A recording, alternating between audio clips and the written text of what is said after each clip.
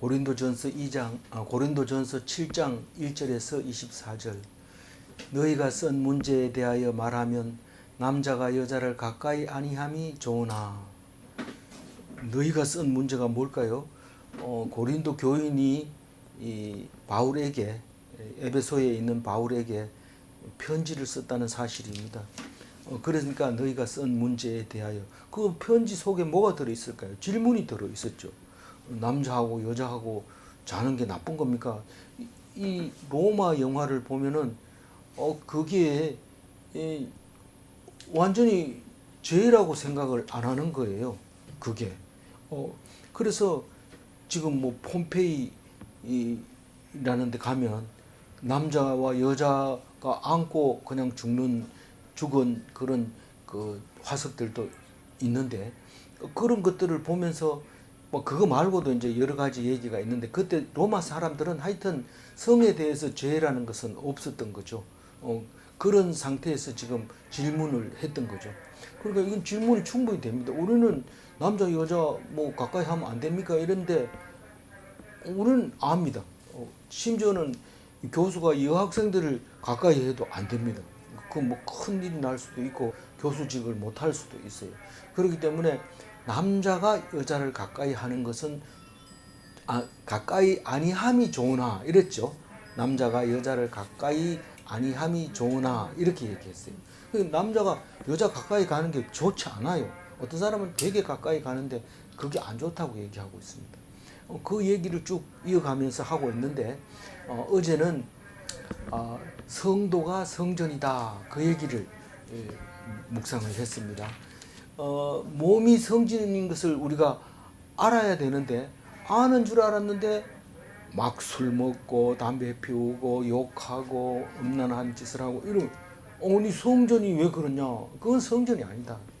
그거를 모르고 있다는 뜻입니다. 알고 있어야 된다, 그렇게 말하면서 우리는 사나 죽으나 주를 위해서 위하여야 한다. 살아도 주를 위하여 살고 죽어도 주를 위하여 죽고. 그래서 그러니까 주님을 모시면 죽는 것도 유익하게 된다는 사실을 알게 됩니다. 그래서 우리는 왜 그래야 되냐? 우리는 하나님의 종이기 때문에 그래요. 왜 하나님의 종이 됐느냐? 구약 성경에 이 유대인들이 하나님의 종하고 예수님 그리스도인으로서 하나님의 종이 다릅니다. 왜냐하면 그리스도인으로서 하나님의 종은 예수님이 십자가로 몸값을 지불했어요. 몸값을 지불했으니까 몸값을 받고 팔린 사람은 종이 돼야 돼요. 그래서 우리는 몸값을 받고, 언제 받았나? 받은 적이, 종은 몸값을 받는 게 아닙니다. 주인이 몸값을 지불하고 종을 가지고 오는 거죠. 종이 뭐 그 몸값 받아가 어떻게 하는 게 아니고, 종은 지금 주인이 몸값을 지불하고 종이 된 게 우리입니다. 그러니까 우리가 뭐 십자가에 몸값을 지불했다는데 난 받은 거 없는데요, 그래 얘기하면 안 돼요. 종은 그 받는 게 아닙니다. 다만 주인이 몸값을 지불한 거죠. 예수님을 누가 줬어요? 하나님이 보내주셨어요. 외아들을, 독생자를.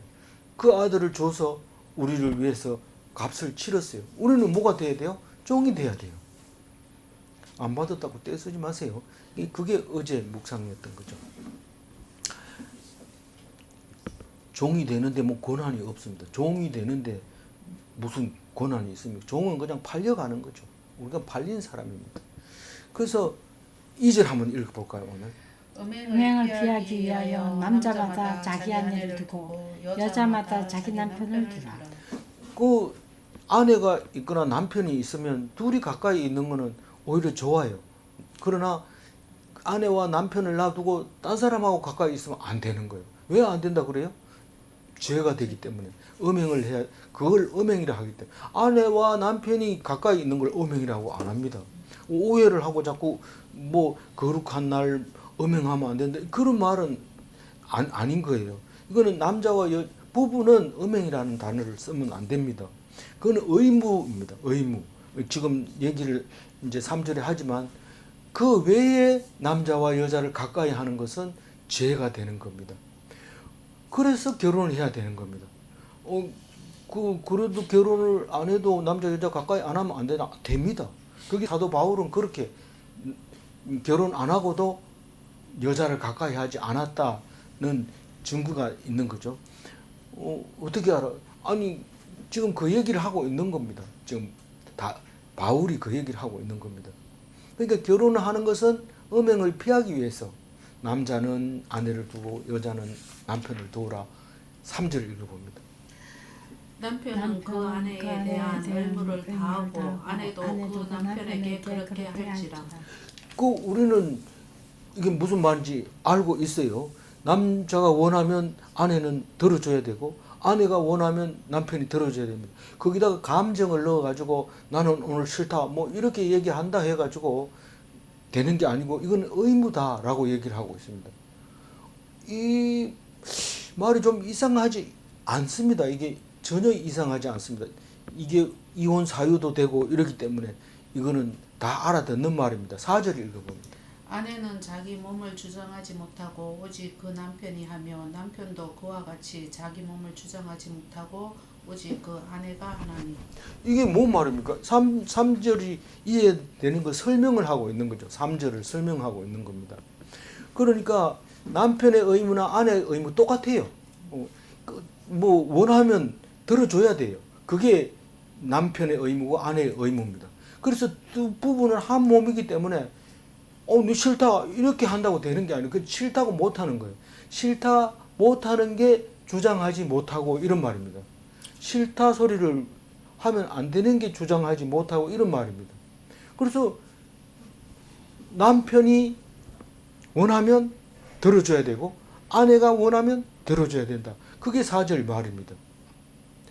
상대가 주장을 못한다. 상대가 나를 주관한다. 이런 말입니다. 5절 읽어볼까요? 서로 분방하지 말라. 다만 기도할 틈을 얻기 위하여 합의상 얼마 동안은 하되 다시 합하라. 이는 너희가 절제 못함으로 말미암아 사단이 너희를 시험하지 못하게 하려 함이라. 분방이라는 말은 원어에는 분방이라는 단어를 안 씁니다. 원어에는 아포스테레오라고 하는데 사치하다, 갈취하다 이런 뜻입니다. 이 우리말인 분방이라는 건 방을 나누어 쓴다는 겁니다. 방을 따로 쓴다. 부부는 한 침대를 써야 되는데 방을 따로 쓰는 걸 분방한다고 얘기합니다. 물론 늙으니까 다 분방하게 되더라고요, 자동적으로. 그런데 어쨌거나 그 분방은 뭐 밤에 자다 자꾸 깨니까 따로 자는 게 좋아요. 이래가지고 따로 자는데 그건 합의해가지고 그냥 그래 그게 좋겠다 이래가지고 따로 자는 거. 그렇지만 또 만나야 돼요. 그 얘기를 지금 하고 있는데 이걸 기도할 틈을 얻기 위하여 합의상 얼마 동안 하되 다시 합하라. 그러니까 성경 공부해야 되는데 둘이 한 방 자면 불 켜놓고 해야 되죠. 또 뭐 남은 잠 안 오는데 또 뭐 불 켜놓고 있어야 되죠. 이러니까 합의해서 틈을 얻어서 따로 자야 된다. 그렇지만 다시 한 침대에 누울 수 있어야 된다. 이 말입니다. 그게 5절 상반절 말씀이고 만약에 계속 오래 놔두면 어떤 일이 생길까요? 왜 그러냐 하면 이는 너희가 절제하지 못함으로 말미암아 사단이나 같은 말입니다. 사탄은 그래도 소리 나는 대로 쓴 거고요.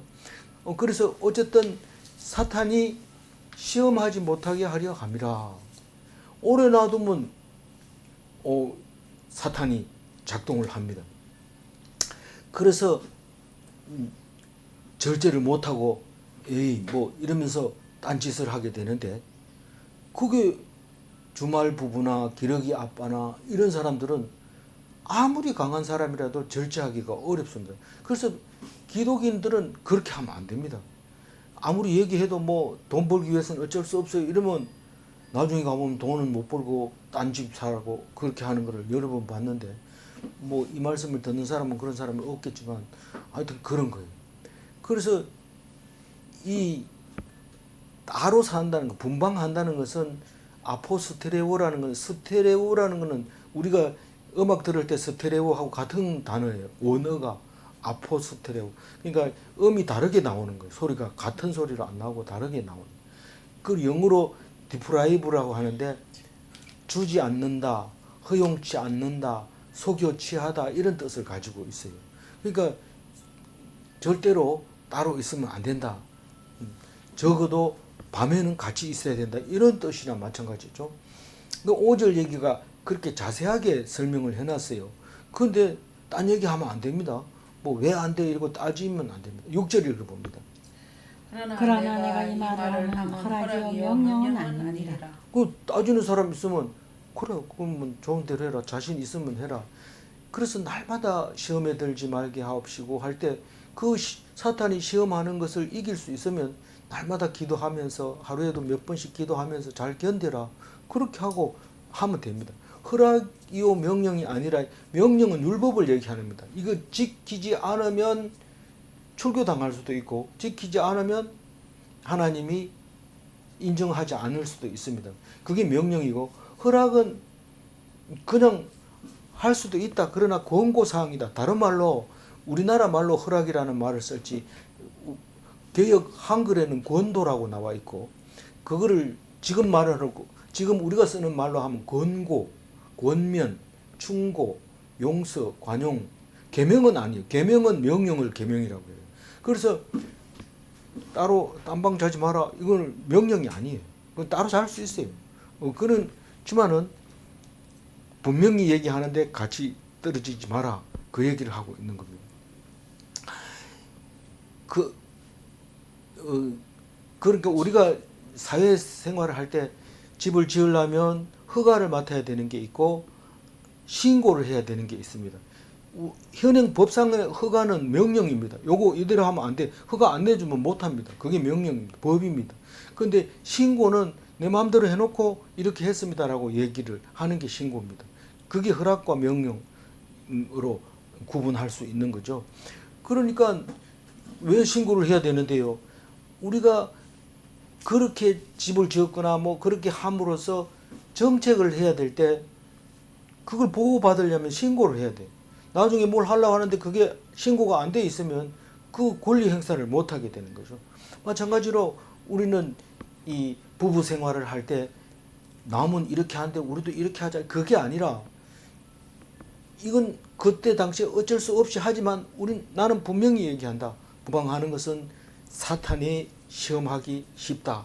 시험에 들지 말게 하옵소서, 하옵소서, 하옵소서, 하옵소서 하면서 사탄에게 넘어가 버리는 그런 일이 생기니까 그렇게 안 하는 게 좋겠다. 바울은 그렇게 점잖게 얘기를 합니다. 그러면서 그 어렵겠는데요. 그게 뭔 말입니까? 이렇게 할 때 7절과 같이 얘기합니다. 읽어봅니다. 나는 모든 사람이 나와 같기를 원하노라. 그러나 각각 하나님께 받은 자기의 은사가 있으니 이 사람은 이러하고 저 사람은 저러하니라. 예. 그러니까 뭔 말이 이게 뭔 말인지 알잖아요. 알지만 우리가 한번 생각을 해봐요. 나와 같이 되기를 원하노라. 이 말은 바울은 혼자 산다는 거죠. 장가 안 갔어요. 혼자 살아요. 그렇게 하기를 바란다는 겁니다. 그럼 만약에 욕망이 강한 사람도 있고 욕망에 관심이 없는 사람, 남자도 뭐 욕망이 다 있는 게 아니고 여자를 뭐 그림자 보듯 하는 사람도 있긴 있어요. 그런 사람도 있고 또 없으면 안 되는 사람도 있어요. 그런 사람들은 다 은사가 다른 거예요. 다 다르기 때문에 나처럼 이렇게 하기를 원하지만 그거는 이런 사람도 있고 저런 사람도 있으니까 허락을 하는 거지 명령은 아니다라고 얘기를 하고 있는 겁니다. 근데 왜 자기와 같이 하기를 원한다고요? 결혼은 아니 하나님의 일을 하기 위해서 혼자 살아라는 거예요. 하나님 뒤에 읽어보면 그 얘기 하려고 합니다. 나같이 혼자 살아라는 것은 하나님을 하기 위해서 그냥 혼자 살아. 그러나 욕망이 들끓으면 안 된다고요. 그건 나처럼 못한다. 그게 이 사람이 받은 은사는 이러하고 저 사람이 받은 저러하고 그 얘기를 하고 있는 거예요. 그거는 허락하는 거지 이 명령은 아니다라고 얘기를 하고 있는 겁니다.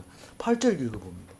내가 결혼하지 아니한 자들과 가부들에게 이르노니 나와 같이 그냥 지내는 것이 좋으니라. 결혼 아니한 사람하고 과부들은 내가 얘기하는 거 들으면 충분히 할 수 있다. 그러니까 결혼 안 했거든 하지 말고 과부들은 남편 찾아가지고 다니지 마라. 결혼 아니하는 자는 남자도 있고 여자도 있어요. 그리고 과부는 여자밖에 없잖아요. 근데 이 세 사람을 얘기하는 거예요. 너희들은 그냥 나처럼 혼자 지내라. 왜? 하나님의 일을 해야 되는데. 근데 정욕이 불타는데 어떻게 해요? 그러면 결혼해라. 그러면 안 그러면 사탄이 너를 음란한 곳으로 데리고 가서 죄를 짓게 만든다. 그 얘기를 하는 거죠. 구절 읽어보면 나와요. 만일 절제할 수 없거든 결혼하라. 정욕이 불같이 타는 것보다 결혼하는 것이 나으니라. 네. 그러니까 무슨 말인지 알잖아요. 음란죄를 방지하기 위해서는 결혼해라. 그러니까 그거 하나만 가지고 결혼하기 때문에 다른 거 가지고 자꾸 따지면 안 됩니다. 왜 일 못하나, 왜 밥 많이 먹나, 왜 못생겼냐, 화장도 안 하냐, 화장품 값 왜 안 주냐, 뭐 이거는 둘째 문제고 첫 번째 문제만 해결되면 나머지 문제는 서로 억울하더라도 참아야 되는 거예요. 그게 이 첫 번째 문제, 정욕에 불타는 것보다 이게 제일 중요한 단어가 됩니다. 그 이외의 거는 그냥 이럴 수도 있고 저럴 수도 있어요. 결혼은 그렇다는 겁니다. 10절 읽어봅니다. 결혼한 자들에게 내가 명하노니 명하는 자는 내가 아니요 주시니라. 여자는 남편에게서 갈라서지 말고. 이거는 뭐예요? 10절 결혼한 자들은 하나님이 권고사항이 아닙니다. 명령입니다. 결혼한 사람들은 명령이다. 잘 들으라. 이 말입니다. 가로치고 왜 해놨어요? 나중에 이게 설명을 확실하게 하려고 나중에 집어넣었다고 얘기하고 있어요. 그러니까 어떤 사본에는 없다 이런 뜻으로 말하고 있는 겁니다. 성경은 한 책으로 계속 내려온 게 아니고 계속 써서 내려온 거기 때문에 손으로 써서 내려온 거기 때문에 사본이라고 얘기를 해요. 원본이라는 건 없어요. 성경은 원본이라는 게 없어요. 성경은 전부 사본입니다. 무슨 사본, 사회 사본이냐, 뭐 무슨 사본이냐, 사본이라는 말을 쓰지 본래 책이라는 게 없어요. 무슨 말인지 알겠죠? 그러면서 사본은 좀 조금씩 달라지는데 근본적으로는 안 틀리지만 말하는 거에 대해서는 좀 틀릴 수도 있다. 그런 얘기를 하고 있는 겁니다. 여자는 남편에게서 갈라서지 말고 이 얘기를 하자마자 어떤 생각이 들어요? 여자 마음대로 합니까? 이렇게 얘기하는데 여자 마음에 달려 있다면 남편을 멀리하지 말고 갈라서지 마라 이 말입니다. 여자가 결정권이 있다면 남편에게 갈라서지 마라 이 말입니다. 왜냐하면 뒤에 거 읽어보면 무슨 말인지 알기 때문에 그래요. 11절 읽어봅니다. 만일 갈라섰으며 그대로 지내든지 다시 그 남편과 화합하든지 하라. 남편도 아내를 버리지 말라. 이 아내가 무슨 다른 이유가 있어서 남편하고 헤어지고 싶다. 그래서 주장을 해서 갈라섰다고 합시다. 뭐 이거는 결혼 문제이기 때문에 헤어지자 이러면 한쪽이 헤어지자만 헤어질 수밖에 없습니다. 그래서 여자가 주장해서 남편하고 헤어졌으면 그대로 살아야 된다. 다른 남자가 있어가지고 헤어지자 했으면요. 그거는 당연히 기독교인으로서 자격 박탈이죠. 출교시켜야 되죠. 해당이 안 되는 겁니다. 그러니까 혼자 살아라 이 말입니다. 이건 명령이기 때문에 그래요. 이거는 권고사항이 아닙니다. 내가 남편하고 싫어 살기 싫어 헤어졌으면 혼자 살면 돼. 그건 죄가 아니에요. 그거는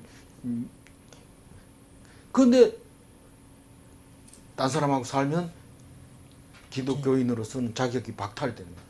그런데 만약에 내가 잘못했어요. 잘못 생각했는데 다시 결혼하고 싶은데 어떻게? 그러면 그 남편하고 다시 해라. 그렇게 얘기하는 거죠. 무슨 말인지 알겠죠? 이거 우리 기독교인은 딴 사람들하고 생활하기 때문에 이거를 외워놓지 않으면 말을 못해요. 뭐 버벅거리고 그럼 할 수 없지 뭐 이러고 지나가는데 이 성경 말씀을 꼭 기억해야 돼요. 남편은 아내를 버리지 말라. 이때 당시만 해도 지금도 뭐 얼마 안 돼서 그렇지만 남편이 아내가 여럿이 있는데 마음에 안 들면 안 돌아보고 그냥 버려버리는 거예요. 뭐 생활비 안 주면 버리는 거죠. 같이 안 자고 생활비 안 주면 버리는 거나 마찬가지입니다. 근데 그렇게 하지 말라는 거예요. 남편도 의무를 다 해야 되고 또 아내도 의무를 다 해야 되고 버리면 안 된다는 거죠. 저기 생각나는 게 뭐 있어요. 남편은 아내를 버릴 때 이혼 정서를 써서 주도록 율법에 나와 있어요. 근데 예수님 그렇게 하지 마라 그랬죠. 버리지 말아요. 이거는 명령인 거예요. 하나님 예수님이 하시는 명령이에요. 그래 하면서 그 여자가 딴 데로 시집가도록 내버려 두면 그 여자를 죄를 짓게 만드는 거니까 남편이 책임지는 거예요. 12절 읽어볼까요? 그 나머지 사람들에게 내가 말하노니 이는 주의 명령이 아니라 만일 어떤 형제에게 믿지 아니하는 아내가 있어 남편과 함께 살기를 좋아하거든 그를 버리지 말며. 요 12절은 그 나머지 사람들에게 이 말은 그 무슨 말일까요? 이 기타 질문 결혼한 여자 그리고 결혼 아니한 사람 그리고 또 뭐가 있어요? 처녀 아니 저 남편이 여자를 가까이 하는 문제 이런 얘기를 질문을 했는데 나머지 문제를 기타 문제를 딱 보니까 뭔 문제가 있냐 하면은 불신자 배우자를 가진 사람에 대한 문제가 있었던 거예요. 그 질문한 문제 중에서. 그래서 그 나머지 사람들에게 내가 말하노니 이는 주의 명령이 아니라 뭐라고요? 권고사항이다. 뭐라고? 그 믿지 않는 아내를 가지고 있으면 뭐 헤어져도 되고 살아도 되고 그거 그렇게 중요하지 않다. 뭐 그거에 매달릴 필요는 없다. 절대로 헤어지지 말라면서요. 그건 부부가 다 신앙생활을 할 때는 절대로 안 되지만 안 믿는 아내가 있으면 합의상 헤어져도 좋고 있어도 괜찮고 그것 때문에 얽매이지 말아라 그 얘기를 하고 있는 겁니다. 그래서 어떤 형제에게 이 말은 성도에게 이 말입니다. 그죠? 예, 성도에게 믿지 않는 아내가 있다. 그러면 그 아내가 안 믿으면서 남편을 되게 좋아하는 거예요. 남편을 되게 좋아하면 그러면 버리지 마라. 안 믿는다고 버리지 마라. 왜냐하면 뒤에 나오죠. 그 아내가 남편 때문에 하나님 믿을지 어떻게 아냐. 구원받을지 어떻게 아냐. 좋아하거든 버리지 마라. 13절 읽어볼까요? 어떤 여자에게 믿지 아니하는 남편이 있어 아내와 함께 살기를 좋아하거든 그 남편을 버리지 말라. 마찬가지죠. 네. 불신앙 아내를 가졌거나 불신앙 남편을 가졌거나 자기를 좋아하면 불신앙이라도 버리지 마라. 남편도 버리지 말고 여자도 버리지 말고 그렇게 하라고. 14절 읽어볼까요? 믿지 아니하는 남편이 아내로 말미암아 거룩하게 되고 믿지 아니하는 아내가 남편으로 말미암아 거룩하게 되나니 그렇지 아니하면 너희 자녀도 깨끗하지 못하니라. 그러나 이제 거룩하니라. 이 14절을 읽으면서 방금 제가 얘기한 대로 그 믿지 않는 남편이 아내의 신앙을 따라서 거룩하게 되고 믿게 되는구나. 그리고 또 반대로 아내도 남편이 신앙을 따라서 거룩하게 되고 믿게 되는구나. 그렇게 될지도 모르니까 헤어지지 마라. 그렇게 얘기를 하는구나. 그런데 말이 좀 어렵게 써놨어요. 믿지 않은 남편이 아내로 말미암아 거룩하게 되고 믿지 아니하는 아내가 남편으로 말미암아 거룩하게 되나니 된다는 거예요. 그게 된다는 거예요. 어떻게 그게 돼요? 어떻게 되는지 뒤에 설명하고 있는데 만약에 그렇게 안 된다면 네, 여보세요? 네, 여보세요? 그렇게 안 된다면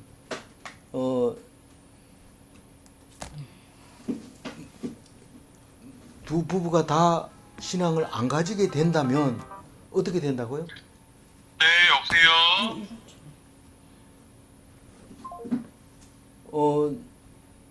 자녀가 깨끗하지 못하니라 이렇게 됩니다. 둘 중에 한 사람이 안 믿으면 자녀도 거룩하다고 인정할 수 없다는 거죠. 그런데 다른 번역에 보면 이렇게 해놨어요. 믿는 아내와 남편으로 말미암아 그 배우자가 믿으니까 그 자녀들도 거룩하게 된 것이다. 이렇게 단정을 지어놨어요. 단정을 지어놓고 그러니까 자녀들이 깨끗하다 이런 뜻입니다. 그러나 이제 거룩하니라 이 말은 그러니까 다 거룩한 것이다 이렇게 얘기해놨어요. 그러니까 좀 어렵기는 해도 뭐 그거를 그렇게 멀리 이해하지는 않지만 그래도 말 단어가 좀 어려워요. 그러나 이제 거룩하니라 뭔 말인가. 근데 고민해서 세번역 같은 경우에는 그러니까 다 거룩한 것이다 이렇게 마무리를 지어놨어요. 이건 신학자들이 연구해서 만든 겁니다. 뭐 세번역은 옳지 않고 킹 제임스 버전은 옳고 이런 식으로 얘기한다면 우리 성경 전체를 다시 재검토해야 돼요. 그러나 그 많은 여러 가지 성경 중에서 그 사람들이 연구해서 써놓은 것에 대해서 이해하고 참고로 해야 돼. 이해 안 가는 건 그걸 참고로 해서 옳다고 생각하는 것을 자기가 선택하는 거죠. 그렇지만 어떤 성경은 잘못됐고 어떤 성경은 옳고 이렇게 해버리면 딴 길로 가게 돼요. 다 참고를 하되 자기가 옳은 것은 난 이게 옳다고 생각한다. 이 성경은 이게 옳고 저 성경은 저게 옳고 그럴 수도 있어요. 그러니까 그거를 다 참고로 하는 게 좋다. 다시 말해서 우리가 이단이라고 해서 무조건 말이 다 틀린 게 아닙니다. 이단의 말을 귀 기울여서 들을 만한 건 듣고 또 옳지 않은 건 옳지 않고 이렇게 해야 그게 제대로 된 거지. 무조건 이단하면 상대하지 마라 이러면 너희들도 이단이다. 저 깜짝 놀랐어요. 교회에서 자꾸 큰 교회인데 자꾸 이단이라 이러니까 그 사이트에 들어가 보니까 당신들이 이단이다 이러고 쫙 올려놨는데 그거 할 말이 없더라고. 그러니까 그렇게 몰아붙이면 안 되고 그냥 그것까지 참고해서 그것도 이해할 수 있어야 되면서 설명을 해야 되고 그렇게 해야 되는 게 예수 그리스도의 사랑이고 예수 그리스도의 자유인 것을 알 수 있습니다. 15절 읽어볼까요? 혹 믿지 아니하는 자가 길 갈리거라. 형제나 자매나 이래 구애될 것이 없느니라. 그러나 하나님은 화평 중에서 너희를 부르셨느니라. 뭐 우리가 살다 보면은 그 사람이 믿지 않는 사람이야. 그래가지고 헤어져 버려 이러면은 아니 멀쩡한 사람을 결혼하고 시켜가지고 아가씨를 그냥 그렇게 해버리면 됩니까? 그래도 살아있는 결혼하는 게 같이 사는 게 더 안 낫겠어요? 자꾸 이렇게 따지면은 거기에 구애가 되는 거예요. 얽매이는 거예요. 거기에 뭐 남의 눈치에 얽매이고 율법에 얽매이고 또 특히 이 기독교는 자유롭다고 하면서도 그건 하나님이 보기에 합당하지 않아 막 이렇게 얘기하면 겁먹고 그래 하지 말아야 돼 뭐 이러면서 이렇게 하는 경우가 있는데 그게 얽매여서는 안 된다. 그 불신앙의 배우가 원하면 갈라서라. 그러니까 신앙이 없는 사람이 갈라서고 싶다 이러면 갈라서라. 남자든지 여자든지 아내든지 남편이든지 그런 일에 얽매이지 마라. 굉장히 자유롭죠. 우리는 유교에서는 그런 게 없습니다. 특히 여자는 남자를 위해서 죽어야 되고 연료가 돼야 되는데 그리스도교는 뭐 헤어지고 싶으면 헤어져라. 그것 때문에 뭐 얽매일 필요 없다. 이래 얘기하니까 쌍놈이네 이런데 쌍놈 맞습니다. 유교에서 볼 때는 기독교는 쌍놈. 그거를 모르고 그냥 양반 소리 들으려고 점잖게 막 이렇게 하는데 그 사람들은 절대로 기독교인을 양반으로 보지는 않습니다. 양반의 기준이 틀린다 이 말입니다. 그러나 하나님은 화평 중에서 너희를 부르셨느니라. 이 말도 뭔 말인지 모르겠는데요. 이런데 다른 번역을 보면 하나님은 화평하게 살기를 원하신다 이렇게 번역해놨어요. 그러니까 우리가 부르는 이유, 하나님이 나를 종 삼아 주는 이유 뭐예요? 화평하게 하려고 불렀다. 다시 말해서 형제 자매를 아내나 남편을 예수 믿게 한 이유는 화평하게 하려고 하는데 그것 때문에 딴 사람 믿지 않는 사람한테 그냥 우리 남편이 안 믿어가지고 기도하고 있는데 뭐 이런데 그 남편이 살고 싶다 하거든. 입 각 다물고 있으면 자동으로 믿게 되고 자녀도 거룩하게 되고 그리고 그걸 하나님이 그렇게 인정해 주신다. 의롭다. 예. 그러면서 화평하게 살기 위해서 한 거니까 억지로 얽매이지는 말아라. 그런 얘기합니다. 저는 이거 고린도전서를 읽으면서 굉장히 자유로웠어요. 이 앞에는 결혼하기 싫거든 하지 마라 이러는데 우리 아들이 결혼을 안 하고 있는데 걱정이 태산 갔다가 안 해도 된다 이러니까 안 해도 되는구나 그래 생각하면서 굉장히 자유로웠는데 어쨌거나 거기에 얽매이지 마라. 16절 읽어봅니다. 그 16절 읽기 전에 하고 싶은 얘기는 왜 그렇게 했을까요? 왜 그렇게 자유분방하게 유교보다도 못한 그런 법을 만들어서 마음대로 해라 이렇게 했을까요? 왜 그랬을까요? 화평하게. 하나님의 종이기 때문에 그렇다는 거예요. 그걸 벗어나면 안 돼요. 그거 벗어나지 않고 교인인 척하면서 교회 자유를 얻는 것은 죄를 가리는 것이 되기 때문에 그건 안 되는 거예요. 죄송합니다. 16절 읽어봅니다. 아내된 자여 내가 남편을 구원할는지 어찌할 수 있으며 남편된 자여 내가 내 아내를 구원할는지 어찌할 수 있으리요. 모르니까 어떻게 하라고요? 그러니까 갈라서지 마라. 그냥 있으라. 있는 대로 있으라. 그러면 하나님이 너를 도와줄 거다. 그 얘기를 합니다. 믿음이 있어야 돼요. 믿음 없이는 못 참겠다. 이래가지고 사니 차라리 죽자 이런데 죽는 거 아닙니다. 우리는 죽지도 못해요. 그러면 벌을 엄청 받아요. 그러니까 그냥 견디면 하나님이 잘 사용하실 거다. 어떻게 알겠느냐? 기다리라, 견뎌라. 그러면서 어떻게 견디라는 말을 어떻게 하는지 17절부터 읽어보면 알 수 있어요. 읽어봅니다. 오직 주께서 각 사람에게 나눠주신 대로 하나님이 각 사람을 부르신 그대로 행하라.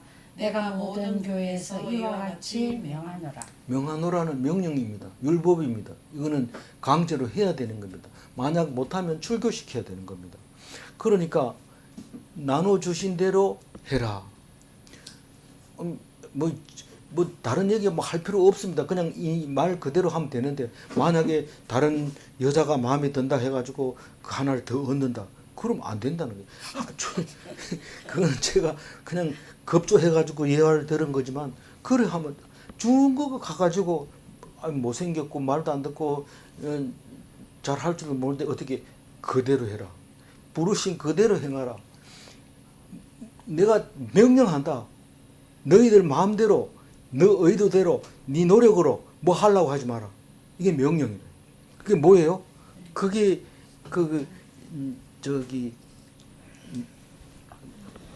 뭡니까? 능동적으로 하지 말라는 거예요. 능동적으로 하지 마라. 어떻게 하라고?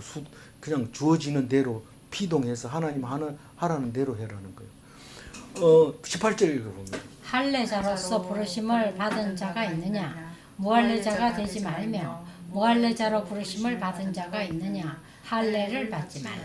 제가 다른 여자가 좋거들랑 이런 얘기를 예화를 들었는데 여기서는 지금 완전히 그 얘기 아니고 할례 받은 그리스도인, 할례 안 받은 그리스도인, 할례 받은 그리스도인은 유대인을 말하고 있는 거죠. 유대인 그리스도인이고 무할례자는 이방인 그리스도인이다 말이죠.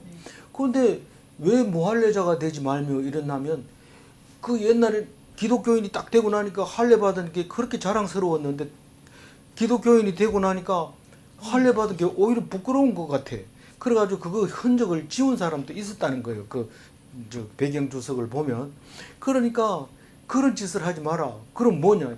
이 할례 받은 것은 율법에 의해서 선택자로서 선민으로서 우리의 징표다. 그러니까 그 의미를 생각하면서 좋게 생각을 해야 되지. 그거를 지워버리려고 할 필요는 없다. 그냥 있는 대로 해라. 그렇다고 해가지고 할례 받은 사람은 안 받은 사람은 또 할례 받은 사람 있는 게 좀 좋은 것 같아가지고 막 하고 이러지 말라는 거예요. 그래서 쓸데없는 짓이라는 거죠. 그러니까 우리가 항상 다른 사람 봅니다. 똑같아지고 싶어요. 그 집에 그림이 있으면 우리 집에도 갖다 놓고 그렇게 하지 말고 있으면 있는 대로 없으면 없는 대로 그래야 되지. 자꾸 남의 거 좋아가지고 따라하고 할례 받으니까 참 좋아. 그거는 사람들이 유대인이라고 생각해줘서 참 고마워. 이러면 안 받은 사람이 부끄러워가지고 나는 할례 안 받는데 그래 하지 말고 할례 안 받은 사람이 나가서 할례는 필요 없는 거고 해서 소용없는 거고 이러면 나도 받았다 소리 하지 말아야지 이런 식으로 하지 마라 이 말입니다.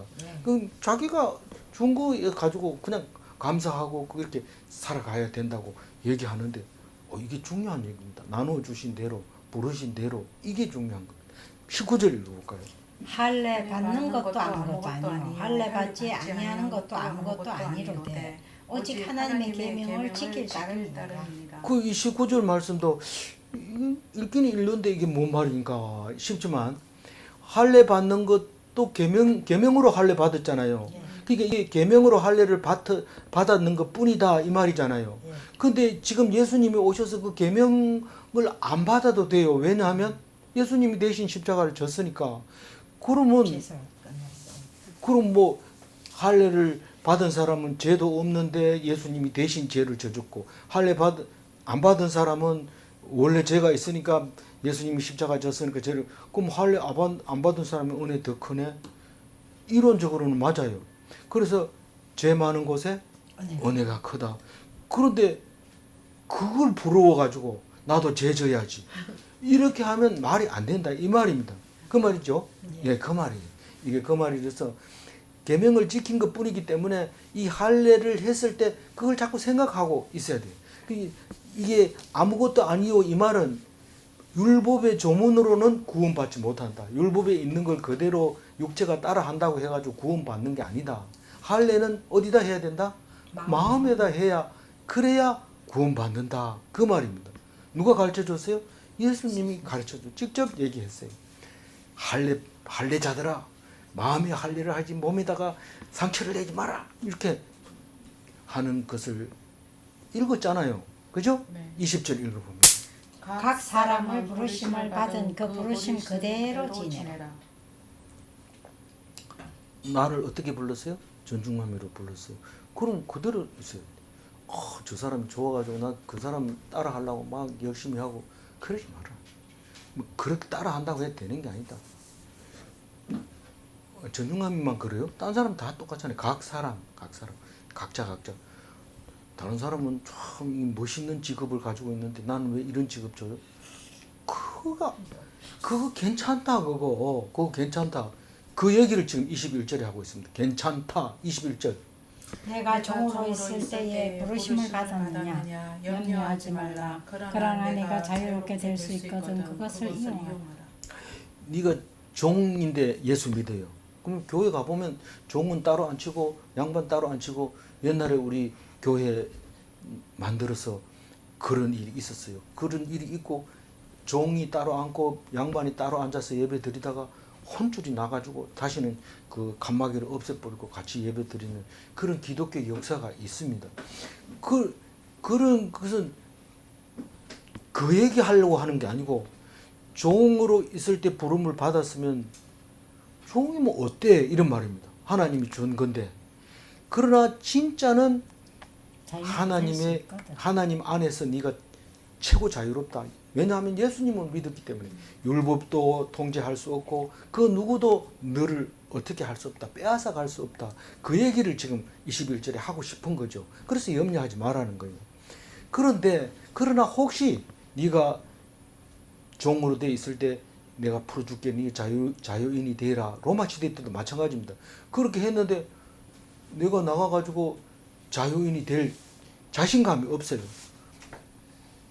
우선 아는 사람들이 전부 다 내가 종인 줄 알기 때문에 내가 이제부터 양반이야 이렇게 한다고 해서 그게 적응이 안 됩니다. 어떻게? 그래서 다시 종으로 앉아있는 풀어줘도 종으로 앉아있는 경우가 있는데 그러지 말고 풀어주거들랑 빨리 나와라 이 말입니다. 그것을 이용하라 이 말입니다. 종으로 풀어주거든 종으로 앉아있지 말고 나와라 그 얘기를 하고 있습니다. 그래도 종이 아닌 게 좋긴 좋나 봐요. 이런데 당연히 좋다는 뜻이죠. 그게 자유를 알거든요. 자유가 얼마나 좋은지 알거든요. 22절 읽어봅니다. 주 안에서 부르심을 받은 자는 종이라도 주께 속한 자유인이요 또 그와 같이 자유인으로 있을 때 부르심을 받은 자는 그리스도의 종이니라. 그러니까 이걸 읽어보면 종도 괜찮고 자유인도 괜찮고 하나님만 믿으면 된다 이런 뜻인데 그러니까 종으로 있는 사람은 자유로 있는 사람의 내용을 잘 몰라요. 그러니까 종으로 벗어날 수 있으면 종에서 벗어나는 게 좋겠고 자유인으로 돼 있는 사람도 종이 어떤 게 종이라는 것도 알아야 된다. 그것도 모르고 그리스도의 종이다 이러면서 자기 멋대로 하고 이러면 안 된다. 종이라는 게 어떤 건지 알아야 되기 때문에 오히려 종으로 있으면서 그리스도인이 된 사람은 오히려 하나님의 종으로 된 모습을 갖추기가 쉽습니다. 그런데 맨날 자유롭게 자유분방하게 하던 사람이 예수를 믿게 되면 통제가 안 될 수가 있어요. 이건 제 생각입니다. 제 생각이니까 어쨌든 22절 얘기는 그겁니다. 주 안에서 부르심을 받은 자는 종이라도 자유인이요. 뭐 종이라도 하나님 앞에서는 자유인이고 또 자유자가 교인이 되었을 때 그 사람이 멋대로 하냐 뭐 하고 싶은 대로 다 하냐 그렇게 아니고 그리스도의 종이기 때문에 예수님이 하라는 대로 예수님의 죽으라면 죽고 살라면 사고 그렇게 사는 게 종인데 그게 그리스도의 종이다. 그 얘기를 하고 있는 겁니다. 됐죠? 네. 23절 읽어봅니다. 너희는 값으로 사신 것이니 사람들의 종이 되지 말라. 값으로 누가 샀어요? 하나님이 예수님의 피를 값으로 주고 내 종이 됐다 네가. 그러니까 사람의 종이 되면 그건 주인을 배신하고 딴 사람 종이 됐으니까 니는 그러면 안 된다. 그 얘기를 하고 있는 겁니다. 그래서 하나님의 종이 돼야지 사탄의 종이 돼가지고 거기에 끌리고 다니면 안 된다. 사탄, 사람 다 사시인데 하나님은 하시입니다. 하시의 종이 돼야 된다. 24절 형제들아 너희는 각각 부르심을 받은 그대로 하나님과 함께 거하라. 부르심을 받은 그대로 누구와 함께? 하나님과 함께 어떻게 하라?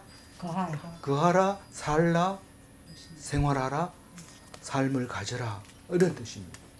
그러니까 성도라도 자유인이고 종이라도 자유인이고 자유인이라도 주님께 종이고 왜냐하면 성도의 피값으로 산 종이기 때문에 사람의 종은 되지 말고 사탄의 종은 되지 말고 그리고 하나님과 함께 살아라. 하나님을 모시고 내 안에서 부르신 대로 어떤 상황이라도 억울한 상황이라도 하나님과 함께 해라. 24절 다시 한번 읽고 마무리합니다. 형제들아 너희는 각각 부르심을 받은 그대로 하나님과 함께 거하라. 성도는 주의 종입니다. 불신자는 죄의 종입니다. 질문합니다. 말씀을 믿고 순종하면 하나님과 동행하는 것인가? 아멘. 두 번째 질문, 내 노력으로 구원받을 수 없는가? 아멘. 기도하겠습니다. 하나님 감사합니다. 오늘 결혼 문제를 놓고 바울이 얘기할 때 하나하나 빠진 거 없이 잘 설명해 주었습니다. 그러나 우린 생각이 잘 안 나서 세상 사람들과 별반 구별되지 않는 삶을 살고 있습니다. 이 고린도 전서를 7장을 또 읽고 또 읽을 수 있고 그리고 그것을 이해하고 남들에게 가르치며 지도하며 절대로 자유한 자가 되게 해주시고 하나님의 종이 되게 하여 주옵소서. 오직 주님만 의지하는 사람 되게 하여 주옵소서. 감사드리옵고 우리 주 예수 그리스도 이름으로 기도 올리옵나이다. 아멘.